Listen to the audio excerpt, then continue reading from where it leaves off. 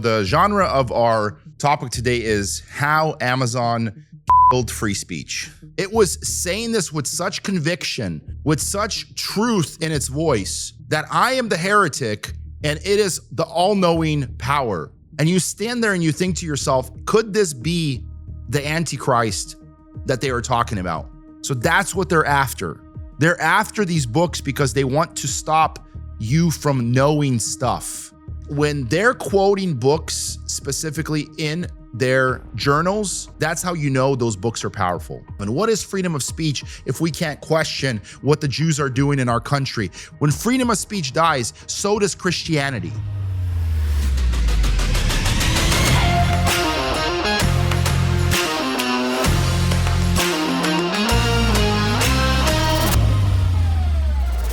What's up, guys? This is God, Grit, and Glory, and I am your host, Veto Creed. We talk about the stuff that most people stay quiet about: Jesus, business, politics, and occasionally a few conspiracy theories. No scripts, no filters, just straight up truth. So join us as we unravel and speak truth.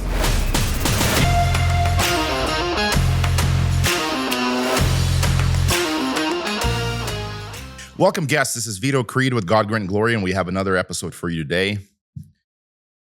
So people that have been tuned in for a while, they probably already know sort of the theme of our episode and everything going on. I'm going to start off this episode by telling you what our topic is about. So the genre of our topic today is how Amazon free speech. So that's the title of our message today.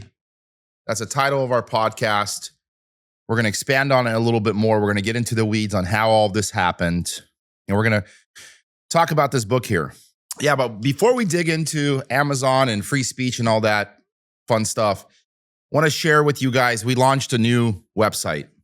So you guys can get on there, godgritandglory.com or godgritglory.com. There's two ways of getting there.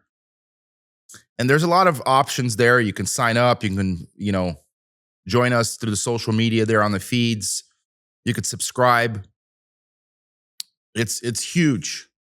I want to talk to you guys about, this is going to tie into our subject about how Amazon and free speech and everything's being killed. I guess you don't really know this if you are working on a micro level. If you're working in a level where you don't really ever say much, for anybody that's ever said anything mean on social media, or you use the word retarded, or stupid, or anything remotely mean. Right now, even on Instagram, if you go in there and say anything that is even remotely mean, it says oftentimes these comments are deleted for this. Would you like to edit it? And you X out, and it pops up again, and it pops up again, and it keeps doing it 6 or 7 or sometimes 10 times, and then it finally does the loading thing where it loads through. And it's funny because clearly it's trying to censor you. Clearly it doesn't want you to say the stuff that you're saying, whether it's mean or derogatory or they don't support it, whatever it may be, but it's censorship. It's still censorship because it doesn't have to say something like you effing this or you effing that. It doesn't even have to be derogatory for them to censor it these days. Like I had an incident where somebody commented on one of my videos, and I responded to it. Let me pull up the message here so I'm not misquoting it.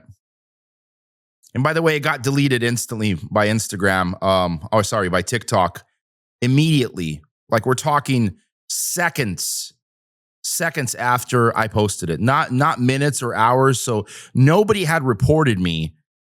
It was a censorship, basically, AI system, I'm sure, or mechanism put in place that picks up these key terms, or it understands the reasoning behind it. I'm sure 1,000% that there is a censorship mechanism in there that essentially removes this. But it says it's always Israel, better known as the fake. And so they don't want you to talk about this stuff. And this is all going to tie in really well into my freedom of speech conversation here. For people that know me, I have a kind of a hyper obsession with freedom of speech. I believe that speech should be for sure free. This is why me and Charlie Kirk, we aligned in a lot of ways when it comes to this stuff. I may not respect what you have to say, but I will give you the opportunity to say it. I'm not going to stop you from telling me about how you like to have relationships with other men, even though you like to dress like men or women when you're a man, even though I think that's, mentally retardation, or basically you're mentally ill. And more specifically, I think those people are demonic. I think that's a spirit. That's a spirit that dwells. Those people all act in the same way, by the way. The reason why I know it's a spirit is anytime a spirit is involved, there's a certain response that happens. This is why when people have bipolar or these types of, they call them disorders, that's a spirit. It's sort of like the spirit of Jezebel, which we know Erica Kirk has the spirit of Jezebel. It's when somebody acts in such a vile way or in such a way that it is uncontrollable, and basically the demons are possessing them. We know that humankind was created in the image of God, right? We know that by the Bible. Everybody was created in kind to be in kind of God, right? You are created in the likeness of God, I should say. So when people have these quote unquote disorders, this is essentially the devil getting a grip hold on them. So, but despite me not liking these things, I will tell you, I don't try to stop people from talking. I don't go in there and report it. Even if I did, the crazy part is their speech is protected, but my speech is not. If I say I don't like them, that's not protected. If I say that men are men and women are women and men can't be women and women can't be men, my speech for some reason is not protected, but their speech is protected. This is how we live in an evil world. And when Charlie Kirk was asked who rules this earth, he didn't say God. He said the prince of darkness, who is Satan. And this is why when you take that understanding, and I agree with them wholeheartedly, when you understand the fact that this world is ruled by Satan, this is why Satan approached Jesus Christ after he got baptized on the mountain, and he asked him basically three things. Turn that rock into bread. And he responds and says, you shouldn't basically, man doesn't live by bread alone, and so forth. I'm paraphrasing him. This is all the stuff in my brain. I'm not pulling up, teleprompters here. And then he says, throw yourself off the, cliff here and let the angels swoop you up, or bow down to me and I will give you everything. Those are the three temptations there. But I bring up the one where he says, bow down to me and I will give you everything that you see here. Now, Jesus didn't correct him. He didn't say, hey, you don't own everything. This isn't yours to give. That would have been a normal response. And honestly, if he had responded in that way, we would understand by that one statement alone who actually rules the heavens and the earth. But he didn't respond in that way. Jesus never said that this isn't yours to give. He agreed with him by omission, simply by not, putting that on blast. And he says, I should only worship basically the Father who is in heaven. You should only have one person you're worshiping, one master. And so this is very interesting because, of course, we live in a world right now where that's not really the case. And it's very one directional. So we understand the fact that the heavens and the earth, they're sort of been ripped apart. There's basically been a tear down the middle, and there's going to be a tear, basically a separation between the two powers, right? Good versus evil. We live on the earth right now where everything is simply good versus evil. And so right now, when you look around, everything that happens in this world is either going towards the direction of good or going to the direction of evil. That includes our everyday life. If we wake up, we have a choice. We have daily decisions that we make. We make decisions, where we can choose to be fighting for the side of evil, or we can choose to be fighting for the side of God. That is where I believe a lot of our free will kicks in. Free will kicks in with, we have a choice. I'm not saying that these decisions are going to dictate where we go, heaven or hell, ultimately, because let's just say if we're saved, we can either be very productive when it comes to God's kingdom, or we can be very lazy and slothful and ultimately just not do for a lot of God, for a lot for God's kingdom. I know a lot of saved brothers and sisters that are in congregations and they're sort of passive to everything. They don't like confrontations. They don't like to be combative. They don't like to put themselves in awkward situations. So they do little to nothing. They donate a little bit of money to the church here and there, but they don't go out of their way to do anything. They don't go against tyranny. They don't go against resistance. A lot of people ask me, Vito, why do you do the stuff that you do? You know, you put your family in harm's way. You put your own potential freedom in harm's way because of the stuff you say. You know, in the future, if you ever, gain some real traction, you are going to be a big problem to these people, and they will potentially try to do, we'll say eliminate you or get rid of you. And I say this, I said, my time on this earth is limited, I understand. But I also understand that I am immortal until my task is complete. And my task being the reason why God created me, the reason why he foreknew me, the reason why he saved me. I don't know any of these things without him. And he gave me that anointing and that blessing in my life to get to know him. And I'm not scared of anything, any of these evils and these, principalities here on earth, because I know that there is a greater power that is in heaven. Not to get super, scriptural and philosophical here. I understand that I can't be touched with a 9-foot pole as long as God allows it. And you could even go a little bit deeper. So why does God allow evil? I mean, we don't know. We don't know why he allows it. It could be to strengthen us. It could be to, to teach us learning moments. It could be to refine us. It could be a lot of things. It could be for punishment. It could be for a handful of things. Most of the time, it's because God is trying to expel those things out of my life. I have a good friend of mine who's going through a very tough time in his life right now, where his business is being entirely dismantled piece by piece. And he doesn't even have the time, the headspace or anything for anybody else in his life, because he's just honestly in survival mode. And all he can think about is, how do I stop this business from going under? Meanwhile, I look at all this and I think to myself, what is your obsession with money? What is your obsession with success? Why are you trying to control everything so wholeheartedly? Why are you trying to keep your finger on the dial or on the trigger? When we come to the realization that none of this on this earth is controlled by us, it is a lot easier to live. It is a lot easier to survive, because the reality of it is we don't control anything. I don't control whether I can get cancer today. I mean, some people will say, well, if you eat healthy and you could do everything in the world. There's a lot of interviews out there where this lady, I watched this lady, she said she drank one Dr. Pepper every single day. I'm not even joking you. Like, I drank a Dr. Pepper every single day, and I did this. There was another guy said I smoked a cigar and I had a glass of whiskey every day, and he was over 100. So when people say, you can do this and you can do that, and there's a reason, a rhyme or reason for everything, it's hard to say. Honestly, it's very, very, very difficult to say why. And, things happen the way they happen on this earth. One could just venture a guess, but most of the time it's extremely hard to prove what is what.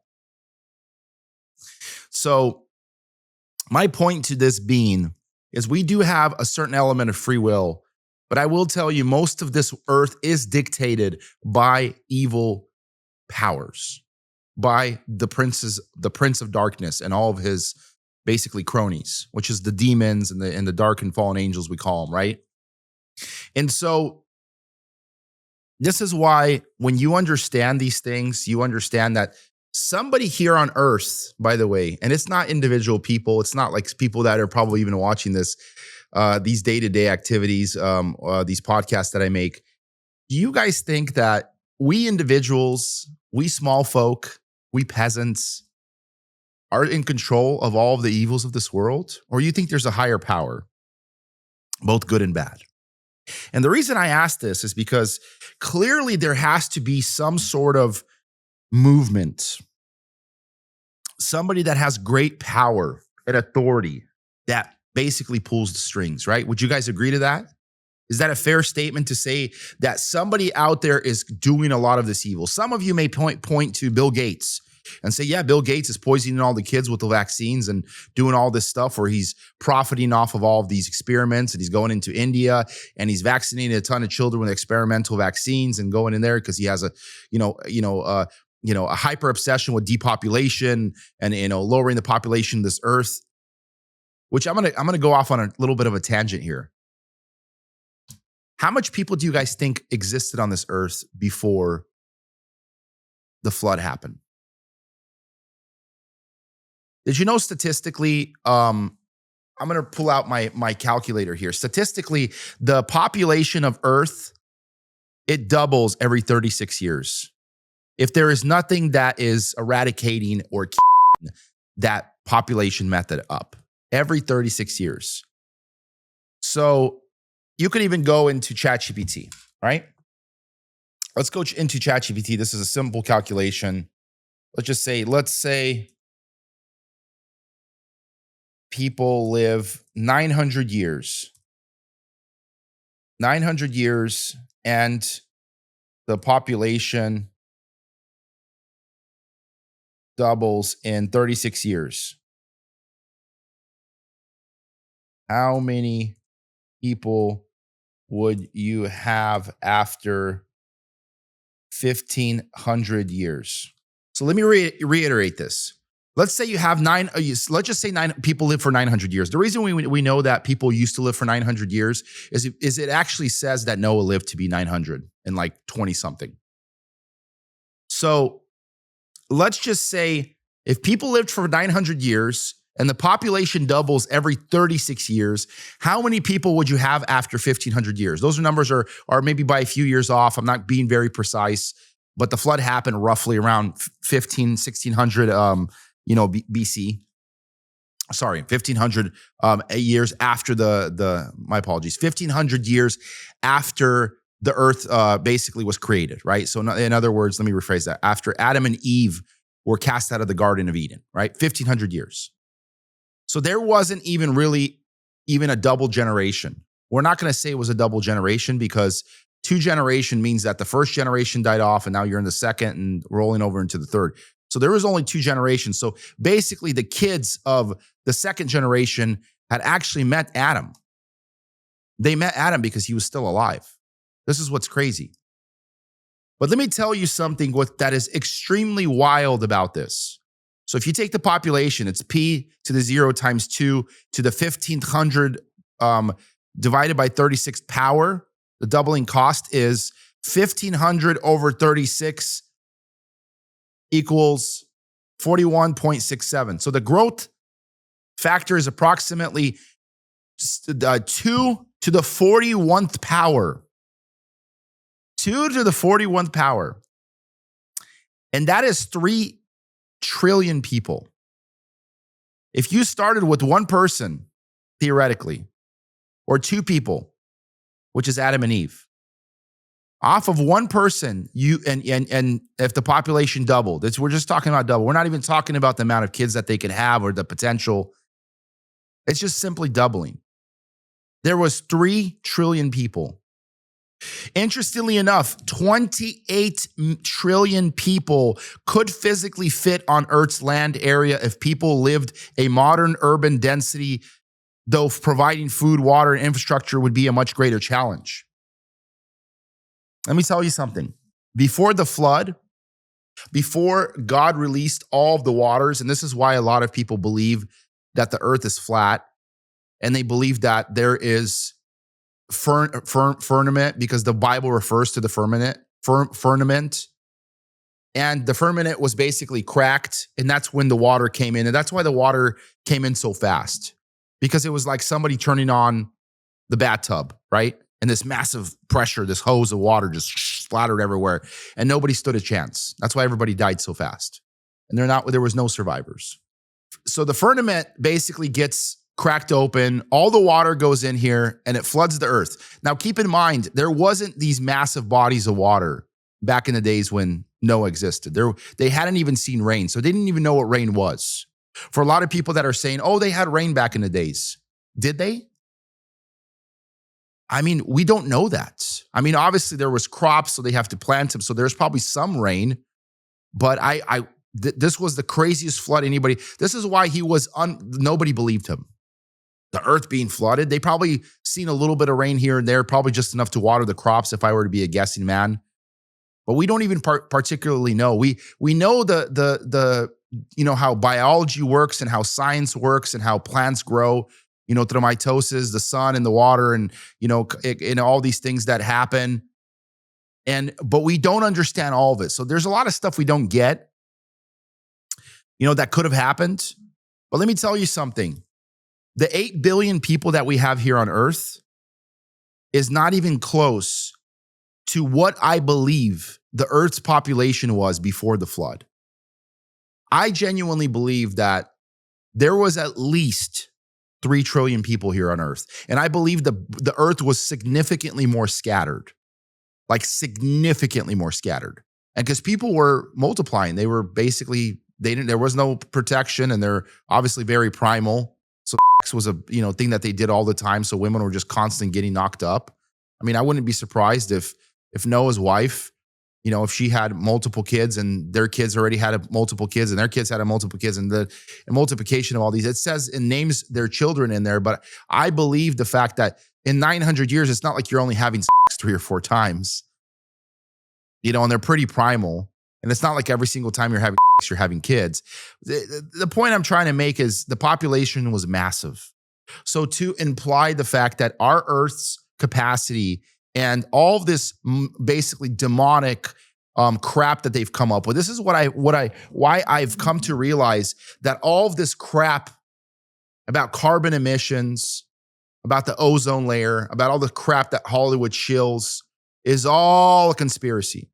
They call us the conspirators, but their mainstream narrative is all conspiracies. It's all hogwashed down nonsensical crap. The same thing we can see about the moon landing, when we realized that there was no air on the moon. I don't even genuinely believe we ever got to the moon. And people are going to say, oh, Veto, you're one of those. Show me. Show me. Show me a video of even Elon Musk getting on a plane on one of his rocket ships for SpaceX and blasting out into orbit. No interferences at all. Have him take one of those old school video cameras with film in there.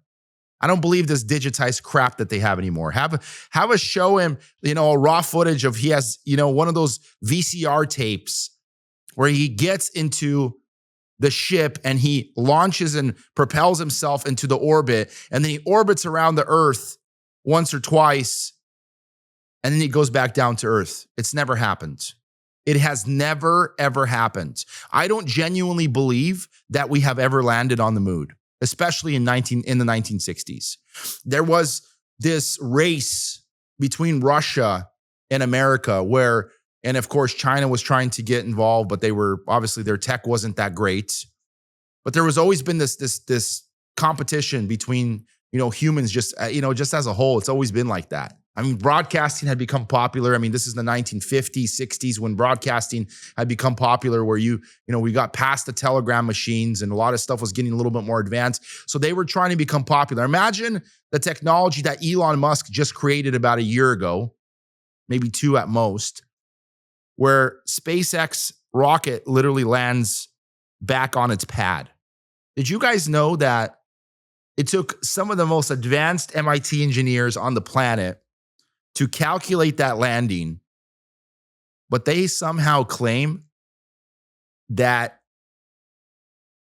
their spaceship landed on the moon? I mean, are you guys that naive to not even think about stuff like that? Like, let's sit here and just be logical for a second. How is it possible physically for them to come up with something only a few years ago, but you guys don't even for a second think about, well, then how did it happen on the moon? And they could say, oh, well, there was a parachute that opened up and we landed in the ocean. Sure you did. Sure you did. And let's just say you got to the moon, right? By some magical theoretical way. How did you then get off the moon and go back to Earth and do it twice? You have to understand that the landing, that probability, I mean, they had basically blown up. They blew up, hundreds of ships, by the way, rockets, hundreds of rockets before they successfully were able to land one on its feet. So you're telling me you went to the moon, you landed successfully the rocket, and then you flew all the way back to Earth and you did it again? Look this up. I'm not making this up. This is crazy. And the fact that people aren't asking these questions just really shows how stupid people are, how they can't think for themselves. We've been conditioned to not think for ourselves, to not reason. We have no reasoning. Reasoning has been blindfolded in front of us. And they've done a good job at this as well. And so as I talk about my website, I was building an automated system for all my podcasts and how I was going to do, and I was successful. I was able to automate all of the stuff for me posting on all social media, YouTube, Instagram, Facebook, TikTok, Threads, you name it, all of it. I was able to automate it. So my podcast is published on YouTube and on Spotify with no operators. So I just basically an AI agent does it. And an AI agent did it, and it was a big breakthrough because I was paying somebody thousands of dollars to take care of managing my social media at one point. And not only was it really not getting anywhere, he would miss a couple of days and the algorithm would just get destroyed. Whether it was on Spotify or on TikTok or on Instagram, you name it. The thing is with their algorithm, you have to be consistent. So if you're not consistent, you're going to lose your ranking. It's similar to the way that websites and SEO works. They have their own algorithm, and I don't really know how it works internally, but you have to post consistently. That being said, I was developing this and I said, hey, I want you to create a transcript and go through all my podcasts and create a brain. Create a brain for my project for GGG, which is God Great Glory. I call it the GGG logic. And it basically took and transcribed all of these things. I'm going to show you guys this. This is actually really neat. So, if you guys can see it, it's all of these little balls, and in the middle there is my worldview. My worldview is basically the core of my beliefs, and all the blue balls here and the red spheres. The blue spheres and the red spheres, they're basically their podcasts are the red and the reels are the blue.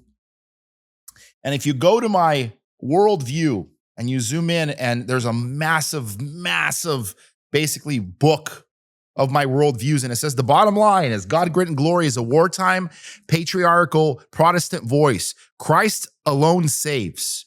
Scripture alone rules. Male headship is non-negotiable. Zionism, globalism, wokeism, feminism, and big pharma and big tech are parts of one Antichrist system. The answer is not nuance, or compromise, but repentance, obedience, and courageous, informed resistance under the lordship of Jesus Christ. I can't believe I'm saying this, but I'm impressed with AI. I'm genuinely impressed because it did capture the fundamental principles of what I believe. And I think it missed, I don't think I talk about freedom of speech enough. Freedom of speech, I'm going to be talking about a lot more because it missed the fact that I'm extremely pro freedom of speech. I need to say freedom of speech at least a couple of 100 times probably for it to understand that freedom of speech is the theme of my entire podcast. The thing is I wouldn't be here and I wouldn't be able to speak to you guys if it wasn't for freedom of speech.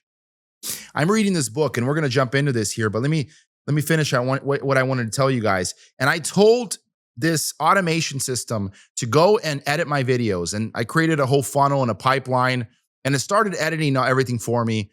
And then the agent comes back and it says, I cannot edit this.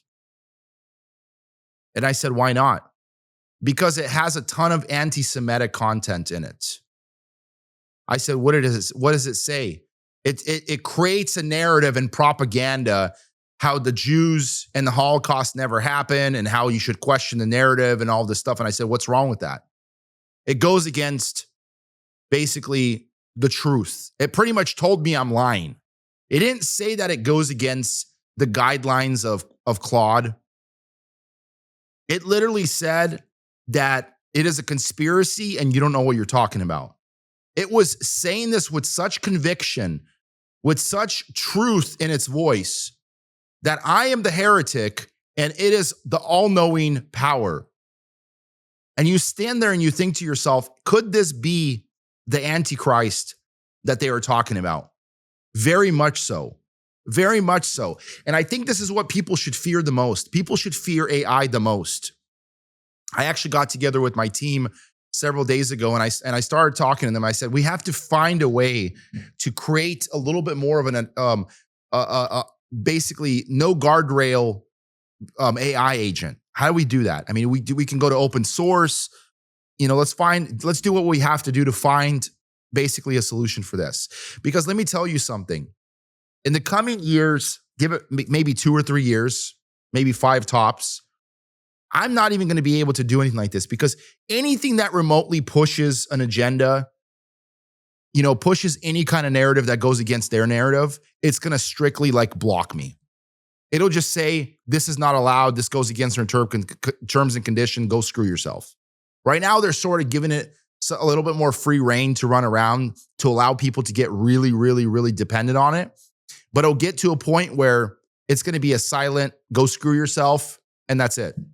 Just like they're doing with social media, just like they've been doing with social media for the last 10 years, and just like they started doing in 2013 with Amazon. And this is what we're talking about today. Amazon is something very interesting. And I'm going to quote a couple of things here because I think they're important because I love understanding kind of the principle of this. So Jeff Bezos, everybody knows who Jeff Bezos is, that he came up with the principle. He called it the good, the bad, and the ugly. And it's a very, very popular clip. This was, 20 years ago. I mean, it's a very popular clip. This was in the early wake of Amazon. It says, if one of the things that surprises people, sometimes upsets publishers and authors, is that we let people enter negative reviews. And they say, why do you do this? You only make money if you sell books. Why don't you weed out the negative reviews? And the reason is because we're taking a different approach. We're trying to sell a book. We want to make every book available. The good, the bad, and the ugly. And when you're doing that, you actually have an obligation. If you're going to make the shopping environment one that's actually conducive to shopping, to sort of let truth loose. Of course, this was for a very limited time that Amazon did offer a significant amount of books, but that really, really started to tighten up because all of a sudden, Amazon gets sued in 2009. Yes.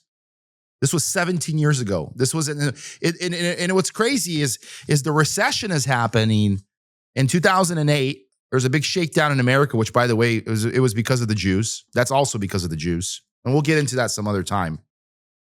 Because prime and subprime lending, who owns the banks?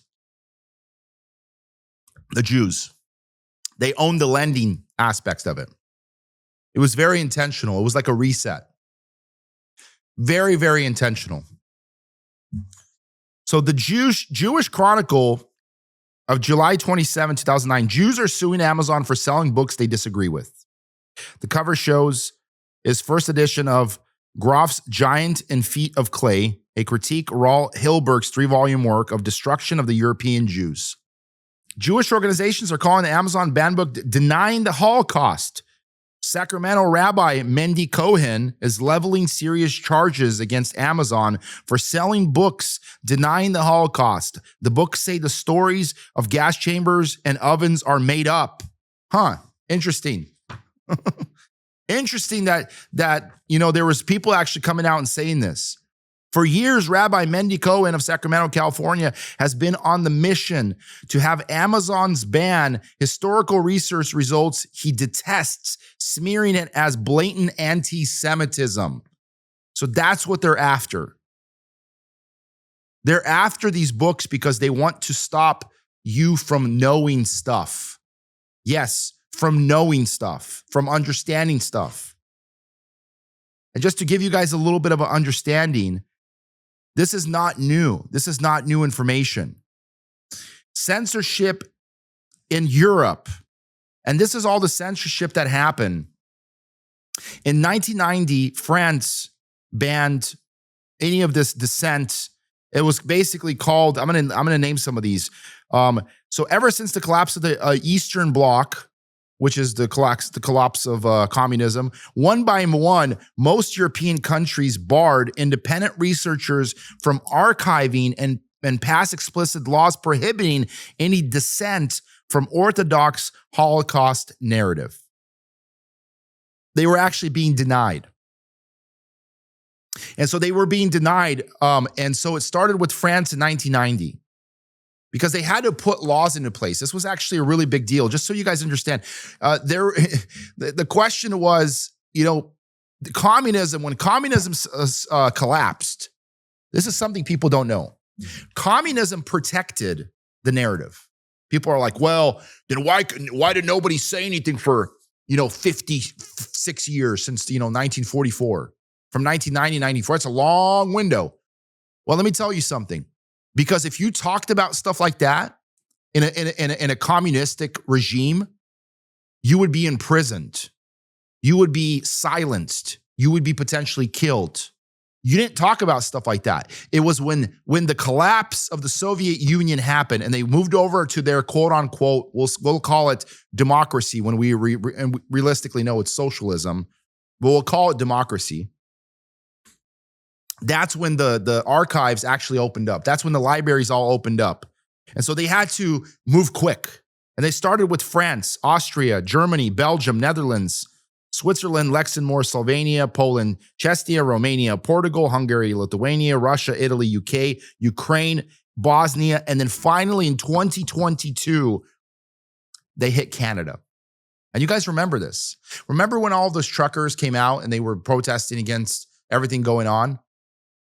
And then all the media came out. Well, they came out and they said, we're going to basically arrest you for basically writing false narratives or posting misinformation.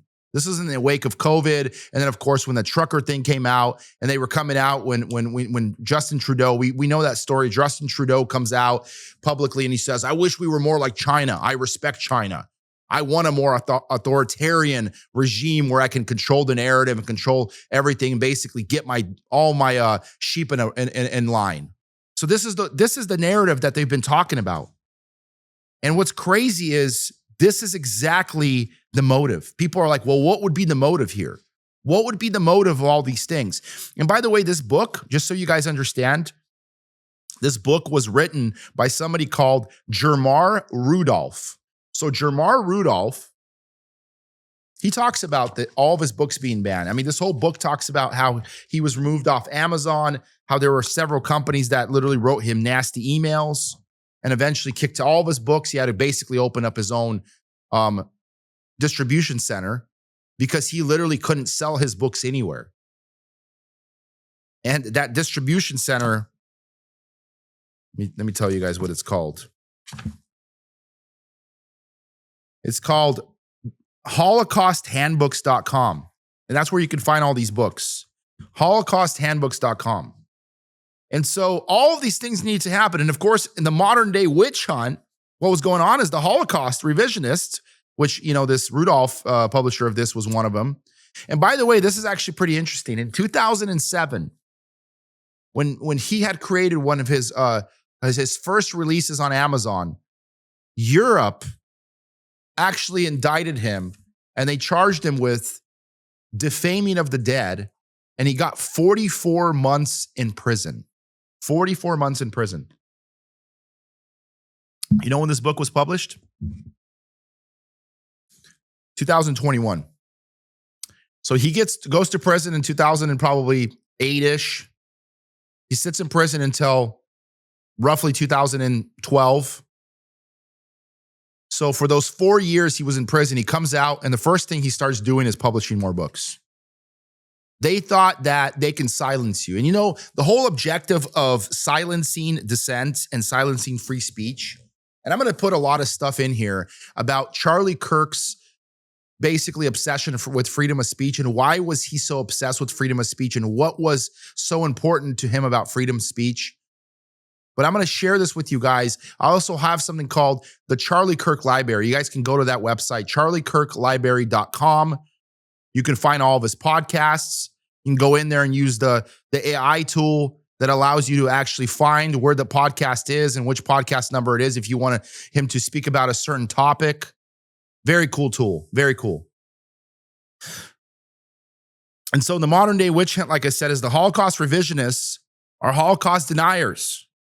And only Nazis can have an interest in denying the Holocaust. Nazis are pure evil. Hence, revisionists are pure evil.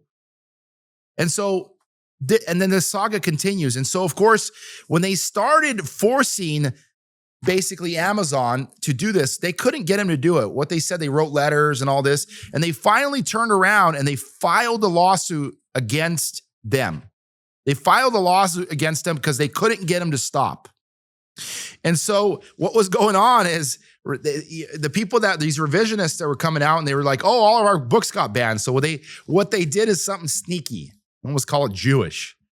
They basically took the same titles of pro-Holocaust books and they would add a title saying bungled or debunked. And they would give it the same title, similar. They would use a similar artwork, if not the same. And Carlo Matagno's rebuttal book was basically doing this exact thing. And eventually Amazon, of course, catches on. And of course, the Jewish community, there's an uproar. It says Holocaust deniers target new book that debunks denialism. Holocaust deniers target new release book that debunks denialism. The recent publication of a book by a New Zealand father and son writing team debunking Holocaust denial theories has drawn the ire of two of the world's leading Holocaust deniers. This was meant to boost the sales of anti-revisionist books. This press release and New Zealand publishers backfired on them by only boosting our rebuttal. So what's interesting is they used this strategy for as long as it worked, and it didn't work. But the Jews got clever. So what they did is they faked an anti-Semitism need, right? There's a statement in here that I'm going to quote right now. I got to find it first. Because the statement is if anti-Semitism doesn't exist, it would need to be invented. It is simply too useful of a tool to do without. And that is said by a Zionist.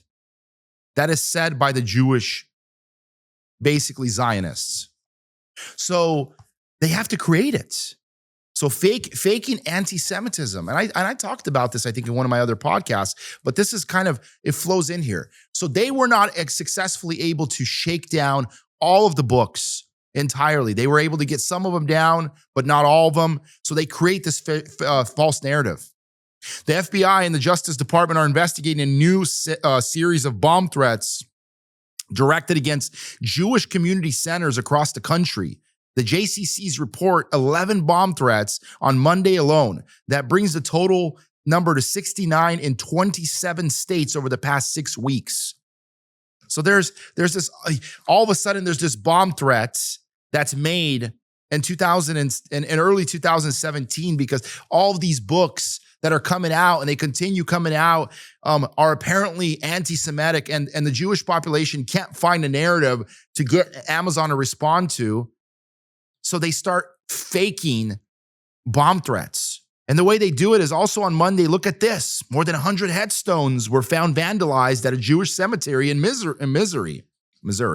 I call it misery because it's miserable. It's not clear yet if there is any link to the bomb threats, though. Of course there is. It's very clear. And what's crazy, on February 23rd, Amazon should stop selling Holocaust denial books. Dun, dun, dun. That's how you know it is all. Those are my sound effects. And so that's how you know that there is something clearly going on here, right? And then Amazon gets heat over Holocaust denial books. And that was published on February 13th. And then all of a sudden on February 26th, did 6 million Jews really die? The museum has called on their online retailer Amazon to remove these books for Holocaust denying. Israel's Yad Vashem calls on Amazon to stop selling Holocaust denial books. And then all of the attacks continued. And all of a sudden, when the person's apprehended, for this anti-Jewish person's apprehended, man in Jewish community bomb threats allegedly sold services on dark web. And guess what? He turned out to be Jewish. He turned out to be Jewish, and he was actually persecuted in Israel. Sure he was. We'll believe that when we see it. But there was this entire list here of books that got deleted after that. There was another basically purge, and these purges kept happening. It started with 72 books were killed after this quote unquote anti-Semitic basically attack. And then it continued and continued and continued. And then it started going into the hundreds. And then there was another 100, and they just keep pushing this purge. And it got up to 155 titles, and some of the most popular ones. And if you count, and what ended up happening was they released this in March of 2017. And it says Amazon stopped selling 3 Holocaust denial books, but at least the JC Advertising Butts book, which is the hoax of the 20th century. That's the one they were really after.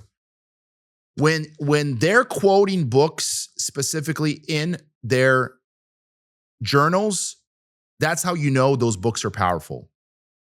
You know how I know that this is the synagogue of Satan, and this is the same synagogue of Satan that existed here when Jesus Christ was on earth, which are the Pharisees? Because they had the exact same tactics. They create a necessity for chaos. Because when the Sadducees and the Pharisees were trying to kill Jesus Christ, you know what they were plotting? They actually contemplated killing Lazarus a second time. Like, look, they're the one that was resurrected ended up dying twice. They obviously killed John the Baptist because they wanted to teach the Christians a lesson. They're always trying to do it by being very, very cunning. And by the way, they didn't just go and persecute him. And it wasn't the Jews that actually killed him. It wasn't the Pharisees that killed him, even though they had the right to do so. And Stephen was actually, he was stoned to death by the Pharisees. Jesus was given over to the higher ups, to Rome. And the Romans didn't want to persecute him, but they told the people to persecute them. And then they filled the people with all of these lies and misinformation and propaganda. And they basically ramped them up. And then the people made a decision to kill Jesus. But it was the same handbook. So they don't want you reading any of this, and they would ban anybody that would talk, basically go against the Torah. They had this grip hold on their communities, and everybody was scared of the Pharisees and the Sadducees. They were basically like the Congress. There was like basically a congressional party, because there was a balance where the Pharisees actually were not allowed to be killed because they were men of the quote, we'll call it men of the cloth, by all of these upper ups. And the higher ups, I'm talking about, the pharaohs and all of these people, and the emperors and the governors. They had no access to these people. So this was a real big problem. So the silencing and the freedom of speech, it stems back to the day of Jesus. And what did they shut him up? What did they kill him for? You guys are forgetting that they killed him because he claimed to be the Son of God. Because he claimed to be of God. He claimed to be the Messiah. And this is freedom of speech. If somebody came out today in America, let's just say somebody was crazy enough to make a statement that I am the Messiah, he would not be hung. Unless, of course, he was in Israel. In Israel, he probably would be hung, unless they genuinely believed it and it was their Messiah, and he checked all the boxes for the Messiah that is to come. That's actually going to be the Antichrist. The Antichrist is going to dwell on earth, and he's going to be ruling in Israel. And it's going to be basically the biggest deceit of all deceits. But let me tell you something. These are the same people. They create a reason for this. By the way, if 6 million Jews didn't die, their cause, nobody would care about. So that what you do is you create a victimhood situation. You basically say, look at us.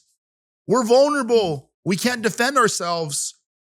And right now, it's like the simplest thing. You know how liberals, they say they get people to feel sorry for them.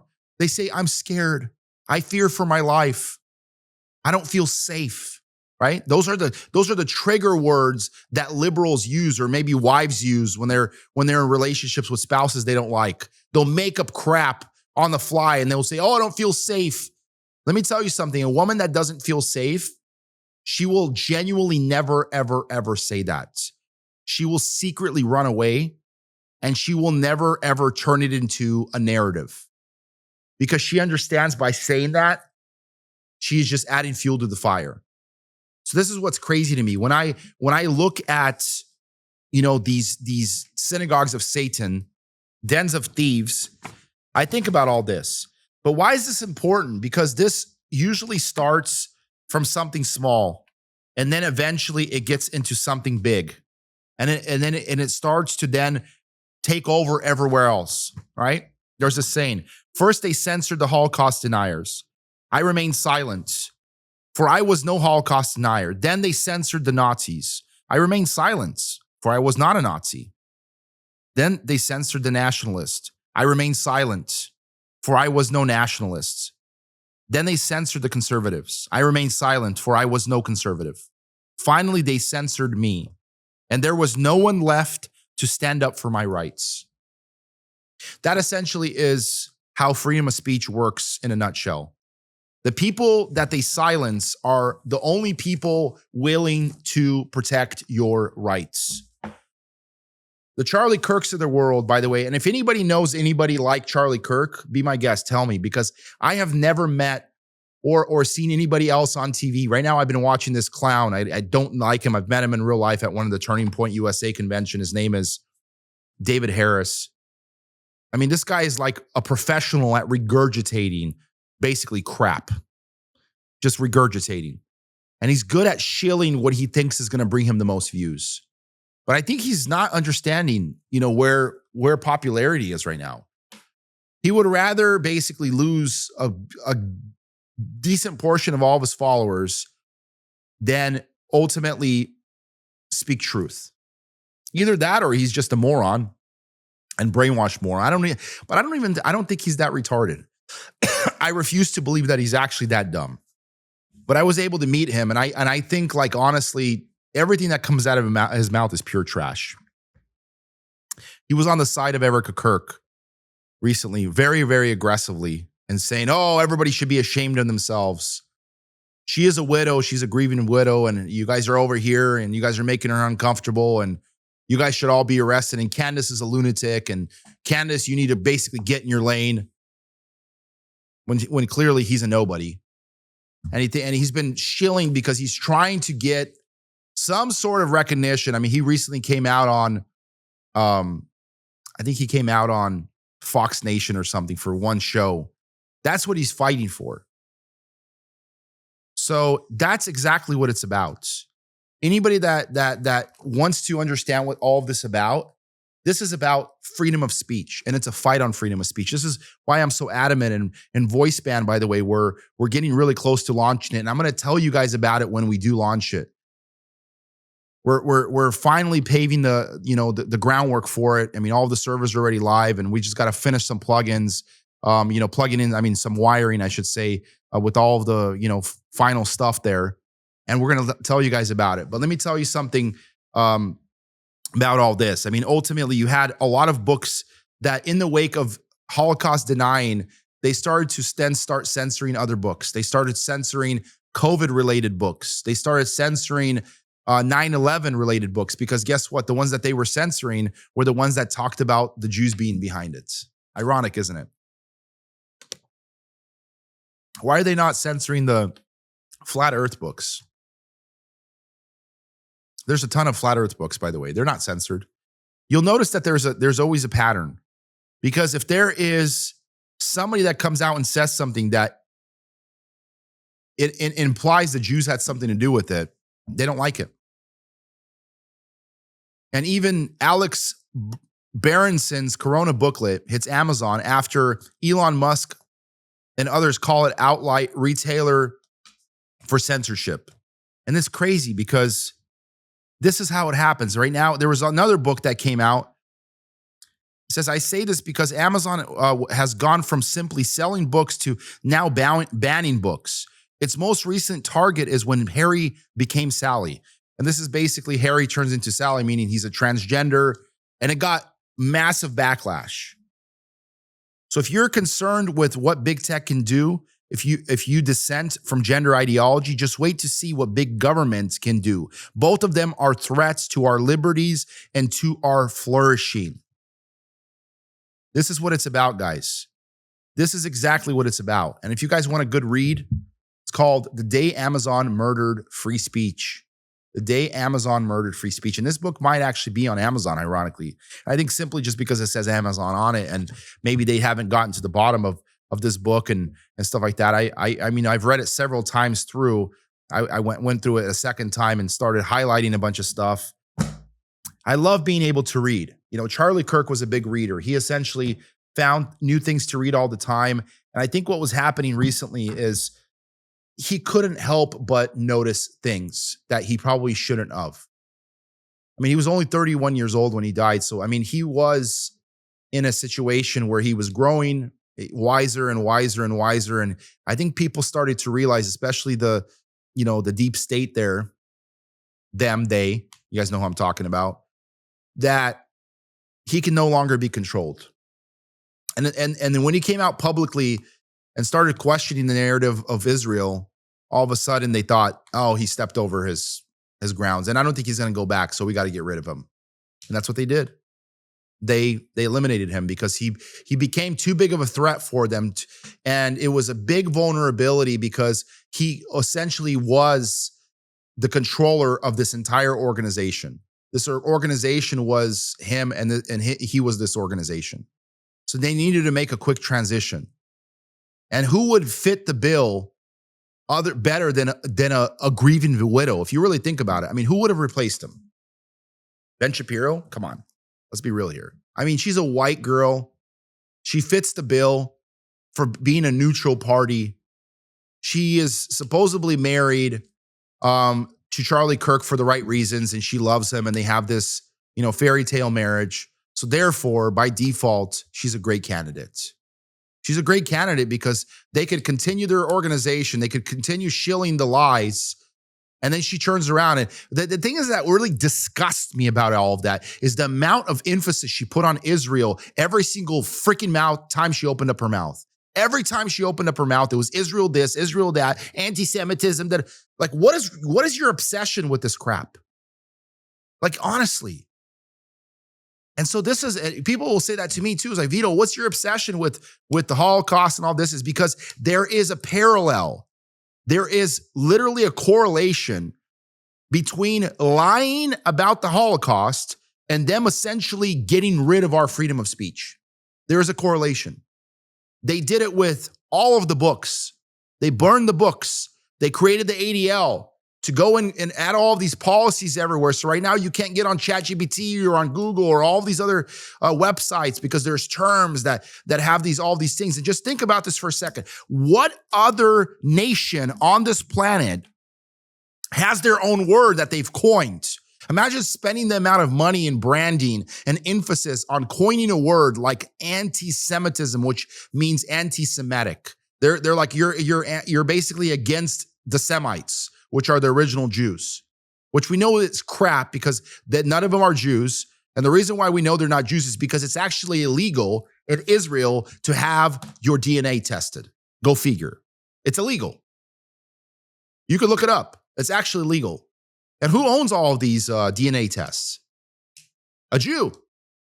And so they're trying to basically silence the narrative. So this is when I sit back and I look at all this and I'm like, why are people not waking up to this? Why are people not connecting the dots? Because I don't think they can. There isn't a whole lot of rational people left in this world. Most people are regurgitating what they've heard on TV. This is why when you walk into a church and somebody says something about, oh yeah, that must be from God because, he says so. Or this is why you got a whole congregation of people praying in tongues publicly. And even though the Bible says you need an interpreter, and then nobody questions, and not one person comes out to the pastor and says, doesn't it say in the Bible right here that you're not supposed to do this? Silence. You have blasphemed the Holy Spirit. So literally, that's how they get you. It's literally the same tactic. They'll turn around and say, don't blaspheme the Holy Spirit. Because if you question anything, and even though the Bible says test everything, test all spirits, they don't want to ignore that part. Same thing here. Oh, yeah, we live in a freedom of speech country. We believe in freedom of speech, but do we? When they're constantly trying to take our freedom away from us. What is freedom of speech if we can't question what happened during 9/11? What is freedom of speech if we can't question what the Jews are doing in our country? What is freedom of speech if we want to see what Hitler had in mind and for what reasons he had that in mind? What is freedom of speech?